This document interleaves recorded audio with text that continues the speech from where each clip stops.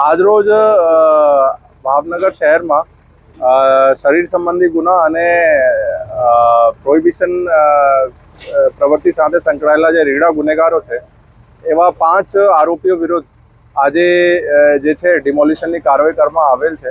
એમાં આ લોકોએ જે સરકારી જમીન ઉપર દબાણ કર્યું હતું એને અમે બીએમસીને સાથે રાખીને કાયદેસર પ્રોસેસ ફોલો કરીને આજે જે છે ચુસ્ત પોલીસ બંદોબસ્ત અને બીએમસીની ટીમે સાથે રાખીને જે છે 5 જગ્યા ડિમોલિશન કરવામાં આવેલ છે.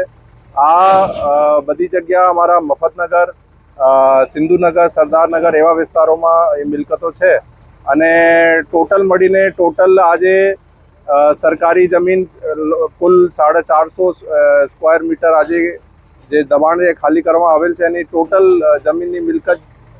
જમીન જે છે એની કિંમત જે છે જંત્રી ભાવ મુજબ લગભગ 50 લાખ જેવું છે.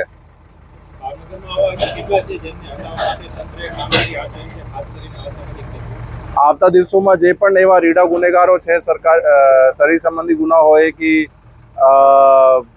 પ્રોહિબિશન કે ડ્રગ્સ જે પણ હોય એના વિરુદ્ધ કાર્યવાહી કરવામાં આવશે.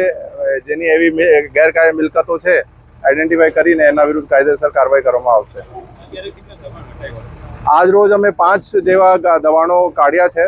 અલગ અલગ વિસ્તારો હતો, મફતનગર, સિંધુનગર, સરદારનગર અને અત્યારે હાલ પ્રોસેસ ચાલુ છે.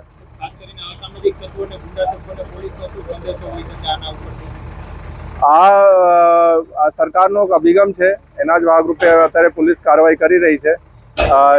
ગુજરાત જે છે શાંતિ માટે ફેમસ છે. આજ અમે અહીંયા જે છે અમારા ભાવનગર શહેર અને જિલ્લામાં આજ અમે કાયમી રાખવું છે અને એના હિસાબથી બધાને એક સૂચન છે કે ભાઈ આ બધું પ્રવૃત્તિઓ છે એ લોકો છોડી નાખે.